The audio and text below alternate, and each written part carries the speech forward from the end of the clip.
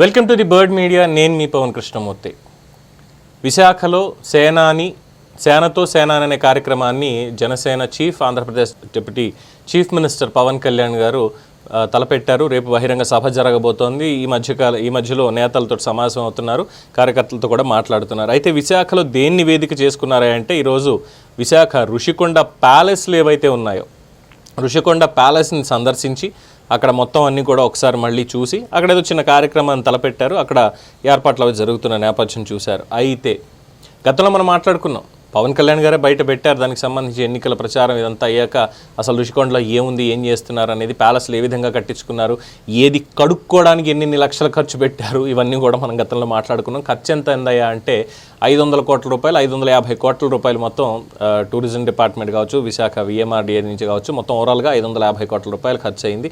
ఇక మిగతా సుందరీకరణ కావచ్చు, దాని మెయింటెనెన్స్ ఇవన్నీ కలుపుకొని 700 కోట్ల రూపాయలు దగ్గరగా ప్రజాసొమ్ముతోటి జగన్మోహన్ రెడ్డి మళ్ళీ నేను ముఖ్యమంత్రి అయిపోతా, 30 ఏళ్ల పాటు ఉంటాను కాబట్టి విశాఖపట్నమే నా బేస్ ఉండాలి, ఇక్కడి నుంచే పరిపాలించాలి, బీచ్ వ్యూ నాకు కావాలి, బయట కుర్చీ వేసుకుని అక్కడ టీ తాగుతూ నేను మంతనాలు చేసుకోవాలి అధికారులతో అంటూ 7 బ్లాకులు కట్టించాడు 700 కోట్ల రూపాయలతోటి. సో అందరికీ తెలిసిందే ఆ లోపల ఏమేమి ఉన్నాయి ఏంటి అనేటువంటిది. యాక్చువల్లీ అదంతా కూడా లోపల చూస్తే ఇందులో కూడా అవినీతి ఏమైనా జరిగిందా, ఆ పేరుతోటి లోపల ఆయనకి కావాల్సింది మాత్రం బాగా చేయించుకుని మిగతా అన్నింటిలో కూడా ఆమ్యామ్యాలు బొక్కలు బాగా పెట్టారా అన్నటువంటి అనుమానాలు ఇప్పుడు చాలా బలపడుతున్నాయి. ఎందుకంటే అంత భారీ స్థాయి బిల్డింగ్ కట్టినప్పుడు ఆ రకంగా చాలా లార్జర్ దెన్ లైఫ్ అంటారు సారా, ఆ లెవెల్లో ఆ బిల్డింగ్స్ ప్యాలెస్లు కట్టినప్పుడు లోపల ఇంటీరియర్స్ దగ్గర నుంచి ఫాల్ సీలింగ్లు కావచ్చు, ప్రతిదీ అంటే కడుక్కోవడానికే 16 లక్షల రూపాయలు 19 లక్షల రూపాయలు పెట్టి వెస్ట్రన్ కమోడ్ పెట్టించుకున్నటువంటి జగన్మోహన్ రెడ్డి ఆ బయట కూర్చున్నప్పుడు ఉన్నటువంటి ఆ ఫాల్ సీలింగ్ ఇవన్నీ కూడా నాసిరకం వాడతాడు అని చెప్పి ఎవరన్నా అనుకోగలుగుతామా? ఎందుకంటే నేను కూడా పొగిడా, జగన్మోహన్ రెడ్డికి ఉన్నటువంటి టేస్ట్ ఇంకెవరికి లేదేమో అని చెప్పి నేను కూడా పొగడడం జరిగింది.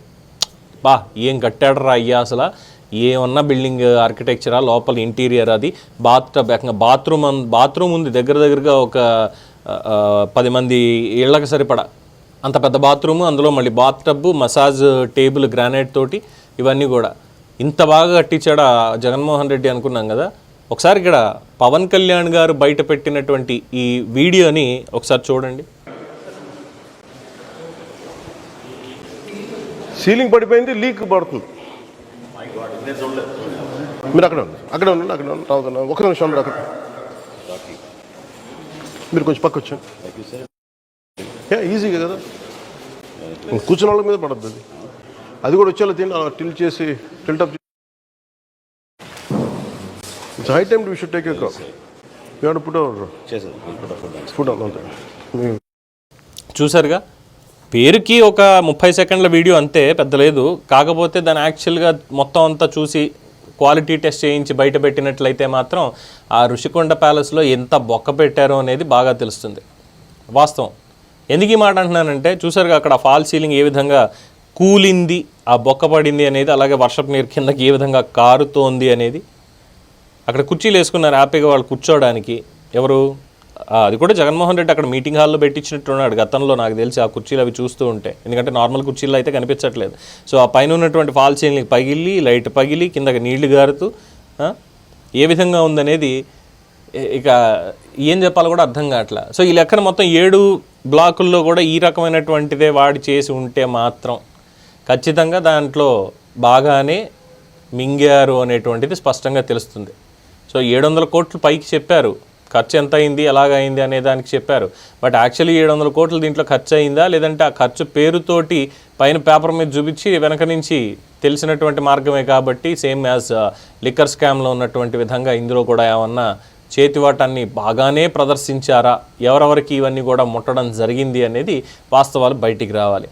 సో ఋషికొండ ప్యాలెస్ పరిస్థితి ఎలా ఉందంటే పైన పటారం లోన లొటారం అని, పైకి మాత్రం ఏదో రాజసౌధాల్లా కట్టించి లోపల, అది కూడా మేబీ ఇది జగన్మోహన్ రెడ్డి గారి కోసం ప్రత్యేకంగా కట్టించుకున్నది అయితే కాదు, పక్కన అధికారుల కోసం మీటింగ్ల కోసం కట్టించుకున్నటువంటి అధికార భవనం కింద చూడాలి మనం ఖచ్చితంగా.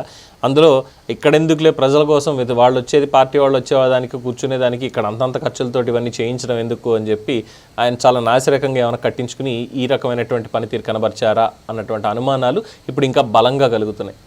కోర్స్ కోర్టులనే మేనేజ్ చేసి ఇది గ్రీన్ మ్యాట్ వేసి అక్కడ ఎగ్జాటిక్ ప్లాంట్స్ మేము పెంచుతున్నాము, చాలా విలువైనటువంటివి, చాలా అరుదైనటువంటి మొక్కలు పెంచుతున్నాం కాబట్టి వాటికి ఆ గ్రీన్ మ్యాట్ అనేది అడ్డం ఉండాలి అంటూ ఋషికొండని కొట్టేసి గుండు కొట్టేసి మసిపూసి మారేడికాయ చేసినటువంటి జగన్మోహన్ రెడ్డి అండ్ కోకి ఇదేం పెద్ద లెక్కగా అది ఈ విధంగా చేయడం అనేటువంటిది.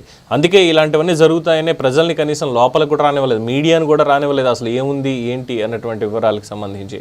సో ఈ విధంగా లోపల బొక్కలన్నీ కూడా ఒక్కొక్కటే బయట పెడుతున్నారు డిప్యూటీ సీఎం పవన్ కళ్యాణ్. మరి జగన్మోహన్ రెడ్డి గారి పరిస్థితి ఏంటి అనేది ఇక దేవుడే చెప్పాలి. మరి దీని మీద మీ అభిప్రాయం ఏంటనేది కామెంట్స్ రూపంలో తెలియజేయండి. చూస్తూనే ఉండండి ది బర్డ్ మీడియా. ఈ వీడియో కనుక మీకు నచ్చినట్టయితే లైక్ చేయండి, షేర్ చేయండి, సబ్స్క్రైబ్ చేయండి, అలాగే పక్కనే ఉన్న బెల్ ఐకాన్ని క్లిక్ చేయండి.